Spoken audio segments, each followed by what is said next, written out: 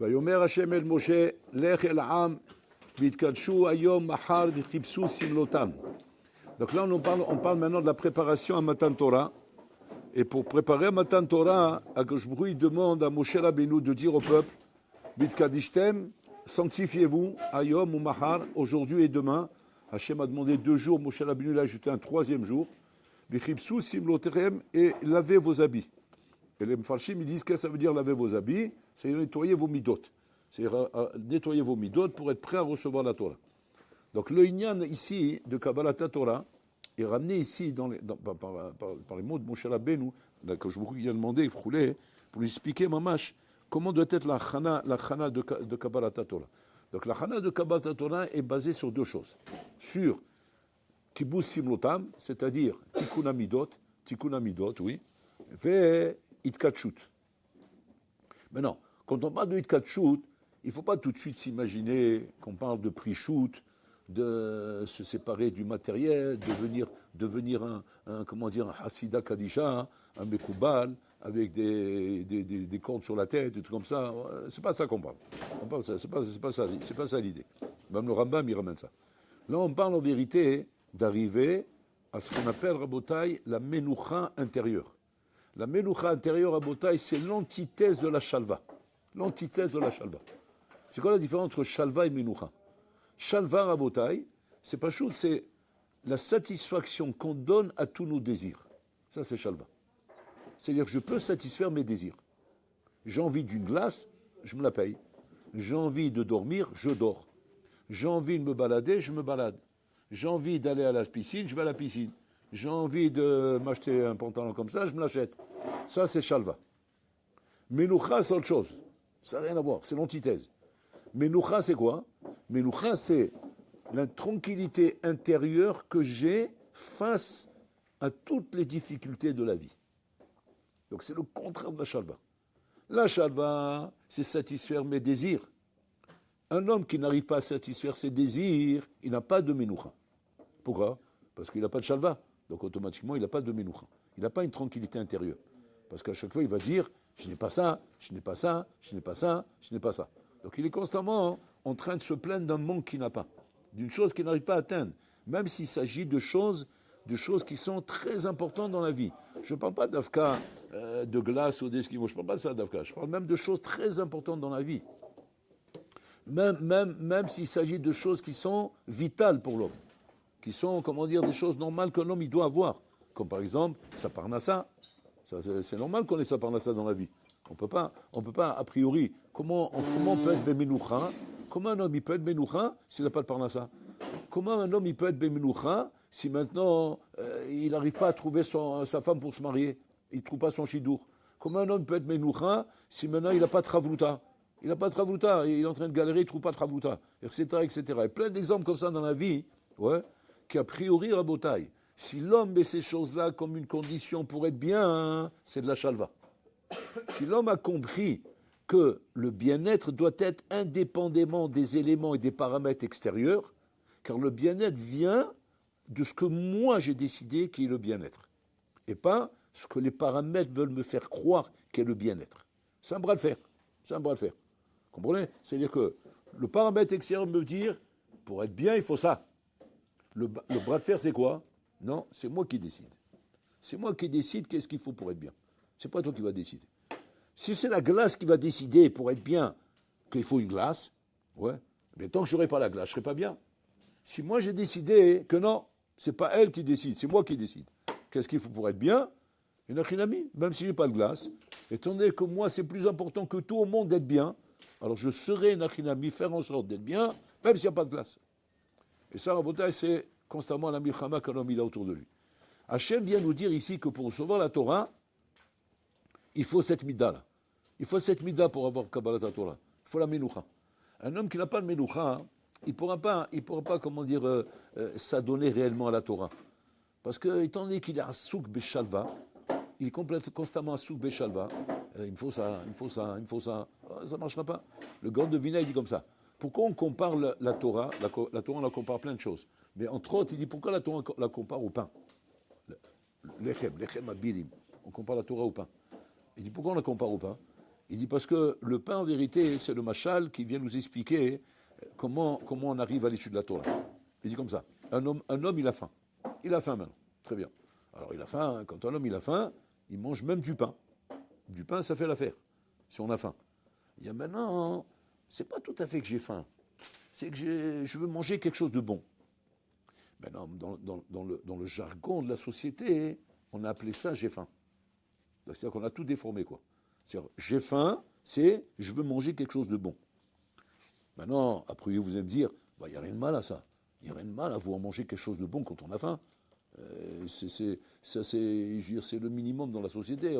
Si un bonhomme ne peut pas se payer quelque chose de bon quand il a faim, Msken, le pauvre garçon, et là on est en train de dire le contraire, là. Et d'ailleurs, c'est Yaakov Avinu qui nous apprend ça. Qu'est-ce qu'il dit Yaakov Avinu? Il prie Hachem, il dit, regardez les prières qu'il fait Hachem. Donne-moi beged lilbosh velechem leechol. C'est-à-dire, je veux du pain pour manger et d'un habit pour m'habiller. A priori, l'habit, il n'est pas pour manger, et le pain, c'est pas pour t'habiller. Donc pourquoi tu as besoin de préciser lechem leechol, beged lilbosh? C'est la palisse. En vérité, il veut nous apprendre par là que je veux du pain qui m'amène à la menoucha, pas du pain qui m'amène à la shalva. Je veux un habit qui m'amène à la menoucha, pas un habit qui m'amène à la shalva. C'est quoi la différence? La différence, elle est comme on est en train de dire. Un habit qui t'amène à la shalva, c'est quoi? C'est que cet habit doit être comme ça, et comme ça, et comme ça, et comme ça. Et s'il n'est pas comme ça, je ne peux pas m'habiller là-dedans. Donc, même là, ça remet en question la menoucha de t'habiller. C'est même la chose qui est normale pour un bonhomme de s'habiller. Et qu'il ne doit pas être en train de se faire du mauvais sang tous les matins, comment il s'habille. Quand maintenant l'habit est devenu une shalva, elle va réussir à lui créer du mauvais sang sur l'habillement. Alors qu'il n'y a pas de raison de se faire du mauvais sang sur l'habillement. Pareil sur la nourriture. Elle va créer du mauvais sang sur la nourriture. Alors qu'à aucun moment, la nourriture et la consommation doivent créer du mauvais sang sur la nourriture, etc. De là, tu fais un binyanab sur tout le reste. Un binyanab sur le reste. Maintenant, Akadosh Baruch Hu, il veut nous apprendre à Botaï qu'il faut vite se libérer de tout ça. Pour pouvoir prendre le Hol Torah sur soi, il faut se libérer de tout ça. Maintenant, aujourd'hui, tout ça, Rabotai, c'est devenu tellement les mœurs de l'être humain, que l'homme vit comme ça. L'homme, il fait une confusion entre la shalva et la menoucha. Il a rendu Rabotai la shalva, genre le minimum vital. C'est un minimum vital. C'est un minimum vital que quand j'ai faim, je veux manger ce qui me plaît. Je veux kiffer. Quand je dors, je veux dormir dans un lit qui me plaît. Quand je bois, je veux boire quelque chose qui me plaît. Etc. Donc ça veut dire, je ne me rends pas compte, bien qu'il y a a priori, pas de mal dans ce que je suis en train de dire. Mais là, tu es en train de développer de la shalva chez toi. La shalva, c'est quoi? C'est-à-dire l'assouvissement du désir pour être bien dans sa peau. La baya, c'est quoi? Tu vas dire, nous, quel est le problème? Le problème, il est que malheureusement, la vie ne sera pas toujours en train de te donner la possibilité de réaliser tes plaisirs. Et là, c'est là que tu vas dérailler. Parce que quand la vie ne pourra pas satisfaire tes plaisirs, là, tu auras tout de suite la question, la malichaim. Qu'est-ce que j'ai besoin de cette vie? C'est quoi cette vie? Qu'est-ce que j'ai besoin de vivre comme ça? Si je ne peux pas satisfaire mes plaisirs, à quoi ça me sert? Et pour ça que très souvent, tu as des bonhommes qui vont tomber à Botaï dans des magouilles. Parce qu'il faut des fois beaucoup d'argent pour satisfaire ses plaisirs. Et quand maintenant la vie ne me permet pas de faire ça. Parce que je n'ai pas le travail adapté pour ça. Je n'ai pas en ce moment la carrière qui me permet de faire ça. Mais d'un autre côté, j'ai besoin de satisfaire. Parce que j'ai du lachas chevrati. La chevra me fait du lachas. La chevra fait du lachas. Et les autres, et l'autre là-bas, et l'autre là-bas. Il s'est acheté une moto, Kawasaki 2000. Mais moi je ne l'ai pas, moi. Mais il faut une moto. Alors, ça va. Quand tu l'auras, tu l'auras. Si on n'a pas de moto, on ne meurt pas. Non, mais tu ne rends pas compte. Mais regarde, je le vois, il est heureux. Et alors? Moi aussi, je vais être heureux. Et dans sa tête, pour être heureux, il faut voir ça. Mais quand le bonhomme, il va se rendre compte qu'il ne peut pas. Qu'est-ce qu'il va être amené à faire? Il va faire des magouilles. Il serait prêt à faire ça. Pour gagner beaucoup d'argent et se payer ce qu'il a envie de se payer. Mais qu'est-ce qui le pousse à ça, Rabotaï? Ce qui le pousse à ça, Rabotaï, c'est que ce bonhomme, malheureusement, il est à la recherche de la shalva. C'est-à-dire qu'il a confondu entre la shalva et la menoucha. La menoucha, c'est le bien-être intérieur sans être dépendant de quoi que ce soit dans la vie. Et regardez comment c'est Hatsoum. Yaakov Avinu bikesh lashevet beshalva. Une erreur il a fait Yaakov Avinu dans sa vie. Il n'en a pas fait deux, il en a fait une. À un moment donné, bikesh lashevet beshalva. On va expliquer comment Yaakov Avinu, Bachir Avot, a pu faire une erreur aussi gasse que ça. Aussi grossière que les Chaora. C'est la base de l'Ashkafa, comme on est en train d'expliquer maintenant. Yaakov Avinu, c'est Vadaï qui connaît ce chiour. Et s'il connaît ce chiour, c'était la dernière erreur qu'il devait faire. Alors comment la Torah témoigne? Vaïchev Yaakov, Bikesh Lashevet Beshalva. Mais quand on est à la madriga de Yaakov, on ne fait pas ces erreurs-là. On ne demande pas de la shalva. On sait très bien que c'est une chose qu'on ne peut pas demander dans ce monde. Et à cause qu'il a demandé la shalva, qu'est-ce qui est marqué là-bas? Qu'en face alav rogzo chez Yosef. Il lui est tombé sur lui les preuves de Yosef, que Yosef, on lui a fait croire qu'il est mort et tout, etc. Et bam, l'éclatage total. Éclaté. Il s'est fait éclater. Alors il faut comprendre deux choses. Quelle était l'erreur de Yaakov? Comment Yaakov, s'il a pris le chiour qu'on est en train de faire là maintenant, il s'est pas d'ail, c'est lui le maître, nous sommes les élèves. Ouais, donc c'est lui qui nous apprend. Comment il a pu faire une erreur pareille? Imagine-toi, demain ton maître fait une erreur gasse que le premier, c'est lui le premier qui te l'a appris. Alors tu as envie de l'attraper à ton maître, de lui dire, monsieur le maître, je ne comprends pas, vous ne faites pas ce que vous dites ou quoi? Mais vous l'avez appris ça. Comment vous faites cette erreur vous-même? Qu'est-ce qui vous arrive? Vous avez perdu la tête ou là? Tu as pété un câble, Joe? Il y a un problème. Comment Yaakov il a pu faire cette erreur à Botaï? Regardez bien. Yaakov a vu une Rabotaï. On parle là-bas d'une erreur très dark, très fine. Mais malgré tout, il demandait de la shalva. Qu'est-ce qu'il voulait Yaakov? Yaakov voulait, pour pouvoir s'asseoir et étudier la Torah, ne plus avoir d'épreuves. Voilà ce qu'il il dit. Bon, là, l'âme. De demander de ne pas avoir d'épreuves quand on n'étudie pas la Torah, c'est du luxe. Mais quand on ne demande pas avoir d'épreuves pour étudier la Torah, c'est pas du luxe. C'est le Aleph bête. C'est comme si toi, tu travailles dans une entreprise, tu travailles chez ton PDG là-bas, et lui, tu es un commercial. Et donc, tu dois faire des ventes de produits internationales. Tu dois voyager en Amérique, en Chine, en Russie, chez les Africains, de partout. Tu fais le tour du monde. Maintenant, tu viens chez ton patron, tu dis, monsieur le patron, je vous explique. Je suis un bon commercial, mais pour que je sois un bon, encore plus bon que ça, il faut que vous me donniez tous les moyens. C'est quoi? Alors il lui dit, c'est quoi les moyens? Partout où je vais, ouais, il faut que j'ai une Porsche Ferrari. Partout où je vais, il faut que j'ai l'hôtel le plus classe du monde. Partout où je vais, il faut que j'ai les costumes les plus beaux du monde. Partout où je vais, il faut que je descende au restaurant les plus beaux du monde, etc., etc. Maintenant, je vous pose une question. Si le patron, c'est un bon patron, il sait travailler. Il sait qu'il a un tueur à gages devant lui. C'est pas un tueur, c'est un tueur à gages. Ouais. Maintenant, il demande des conditions. Un bon patron, il dit oui ou dit non? Il va dire qu'il dit oui. S'il dit non, c'est Ahmar. C'est Ahmar et il va plomber son affaire. Pourquoi? Parce qu'il a perdu un tueur à gages. Mais lui, qu'est-ce qu'il a fait tomber dans le piège? Mais il exagère celui-là. Qu'est-ce qu'il veut encore? Il veut l'Amérique. Oh, il est fatigué là. Moi, je ne suis pas une voiture comme ça. Moi-même, je ne fais pas des hôtels comme ça. Moi-même, je ne mange pas comme ça. Moi-même, je ne m'habille pas comme ça. Mais il est malade ou quoi, celui-là? Qu'est-ce qu'il veut, celui-là? Espèce de hamar que tu es. Tu es un bourricot de parler comme ça. Pourquoi? Tu as un tueur à gage entre les mains. Il t'a demandé Saracol, des moyens pour pouvoir travailler en turbo. Parce que là, il travaille en 5e vitesse. Mais il peut passer en turbo. Mais à cause de toi, il ne passera pas en turbo. C'est toi le perdant. A priori, c'est ça le hijbon qu'il avait Yaakov. Yaakov a venu, il dit à Hachem, bon là, tu ne me donnes pas d'épreuve, je suis un turbo. Je peux te faire du limouton là, mais je t'éclate le monde. Le monde, je t'éclate, je suis un tueur à gage. Yaakov est venu, c'est vrai, la Torah témoigne, c'est un tueur à gage. Ishtam Yoshev Ohalim. Tu peux avoir un meilleur tueur à gage que ça? Bon alors là, tu as un prototype entre les mains. Tu as une fusée internucléaire, ouais, une fusée Lebel, qui peut arriver, lui, à faire trembler le monde de Torah. Tellement que c'est une Torah ambulante, Yaakov Avinu. Mais pour ça, il dit à Hachem, ne me donne plus d'épreuves. Et je t'en supplie, fais-moi confiance, je vais éclater dans la Torah. Ok? Qu'est-ce qu'on a donné comme exemple? Le patron qui est intelligent, qu'est-ce qu'il va dire? Bien sûr, t'inquiète pas, je suis avec toi. Pourquoi? Parce qu'il sait que c'est un tueur à gage. Il sait qu'il va faire monter son affaire, il va la faire coter à la bourse. Pas que le chiffre d'affaires, il va monter. Elle va coter à Don John, comment il s'appelle? Wayne John, je ne sais pas comment il s'appelle. Hein?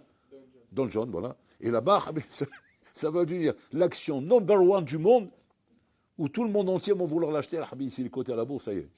C'est le top dans une affaire, c'est quand elle est cotée à la bourse. Et quand ça a monté grave. Qu'est-ce qu'il fait Hachem? C'est le patron maintenant, le machin, Nimshal.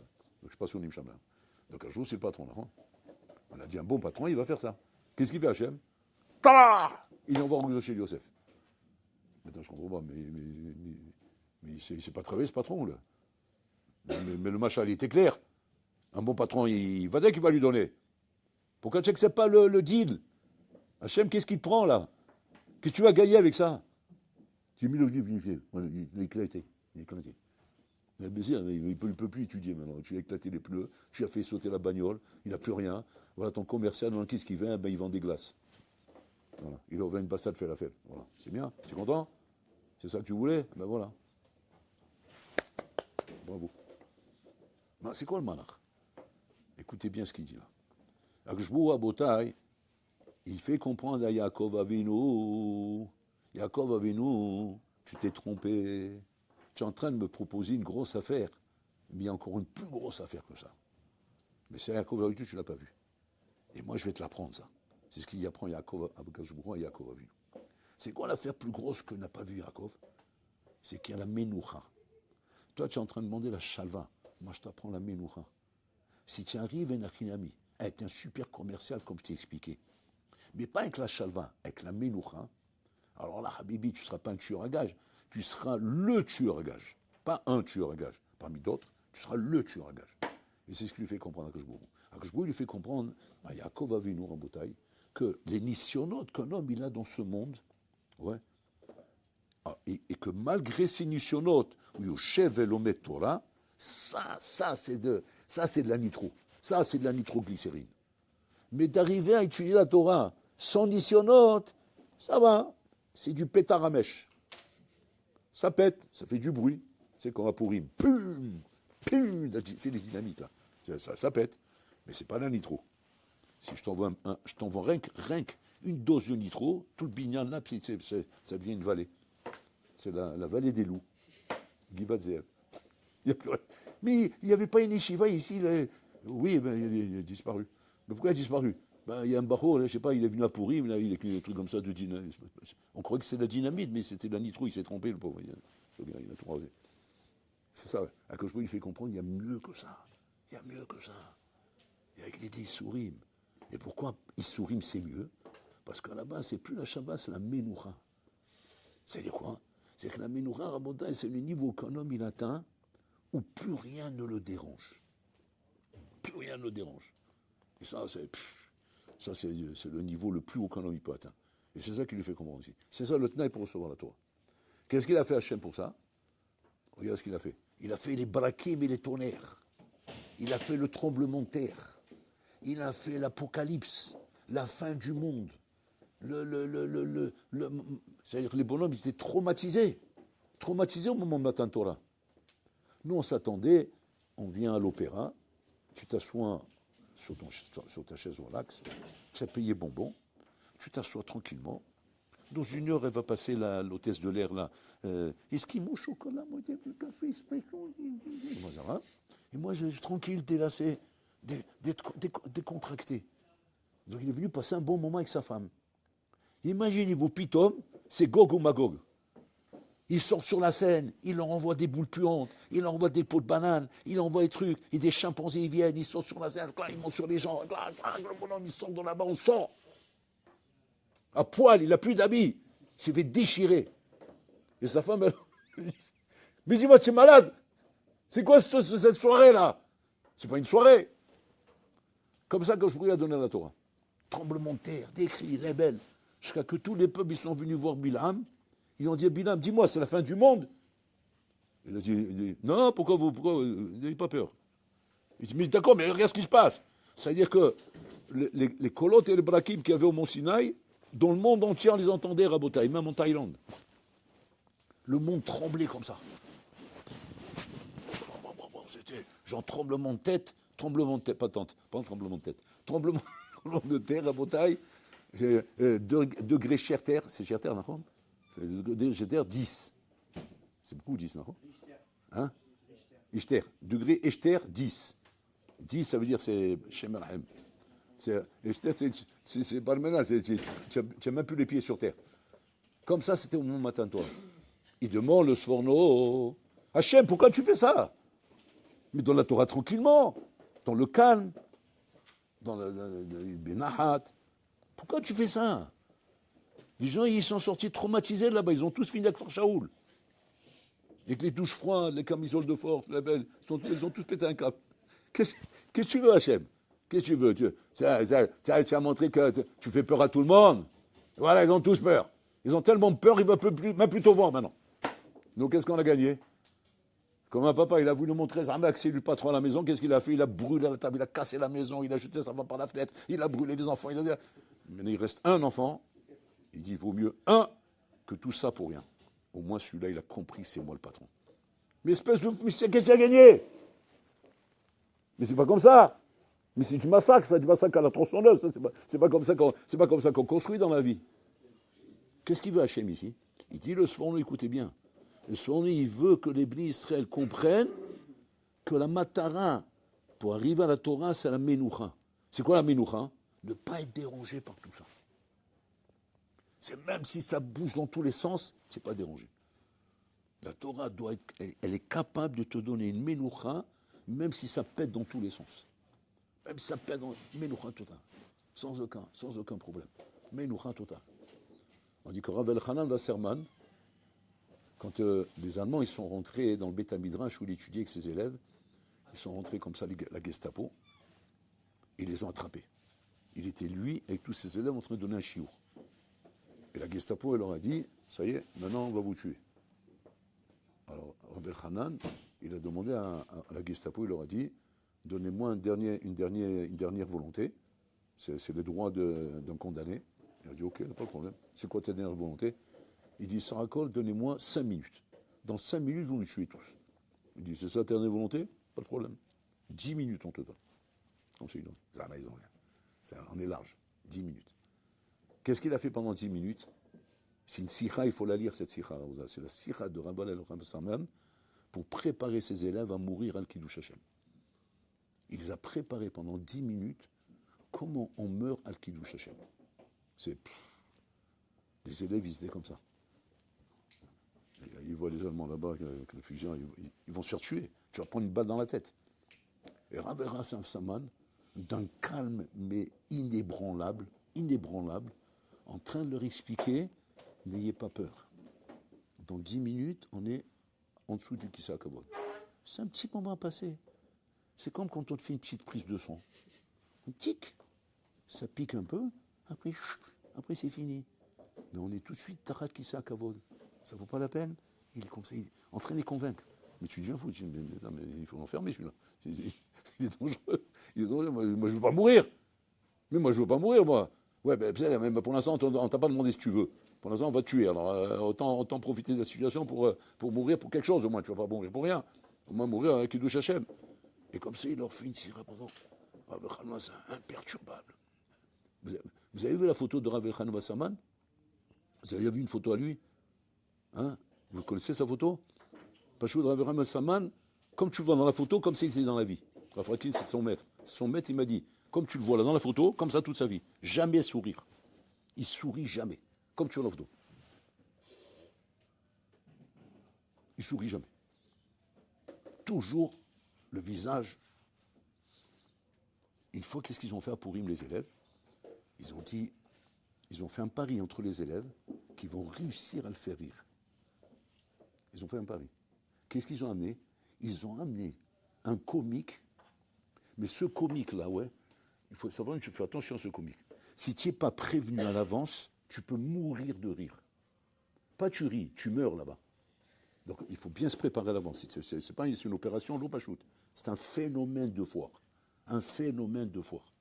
Ils rentrent là-bas, les bonhommes, tellement ils rient qu'ils meurent. Crise cardiaque, ils meurent. Donc on les prévient bien à l'avance, on leur fait toute une akana, toute une préparation. Quand il va venir, que les gens ils arrivent à supporter. Et quand il vient, il rigole, ça va, ils supportent parce qu'ils ont été prévenus. Mais Rav Elchanan Wasserman, ils ne l'ont pas préparé. Ils ont dit, lui, il est tellement mchon, ouais, que on aurait peut-être un petit sourire. Et le bonhomme, il commence l'exhibition. Les bonhommes, ils se roulent par terre, Et tu vois, il est assis, il respecte, parce que c'est la yeshiva, il faut être là, c'est normal. C'est le seder de la yeshiva maintenant. C'est Purim, et Purim, on amène un comique. Bon, ça fait partie du seder. Il respecte, attention, c'est pas genre il est coincé. Ok, pas de problème. Et le bonhomme, là, il ne sait plus quoi faire. Il va se tirer une balle, il va se suicider là. Ouais, il va se suicider tellement. Alors les élèves, ils regardent comme ça. Bon, à la fin, ils n'ont plus envie de rire. Ils le voient comme ça. Il y a un moment donné, il fait comme ça.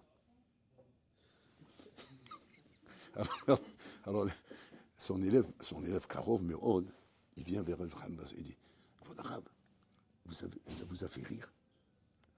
Alors il dit, Cool. Oui, j'ai vu, vous avez fait. Mais pourquoi vous n'avez pas fait bien? Le Shulchan Aour, il dit, regardez où il est le bonhomme. Kato Beshulchan Aour, Lo imale Adam pif srok ba'olam hazeh. Alakha mefureshet. Un homme ne doit pas remplir sa bouche de srok. Donc j'ai fait Haïtsi.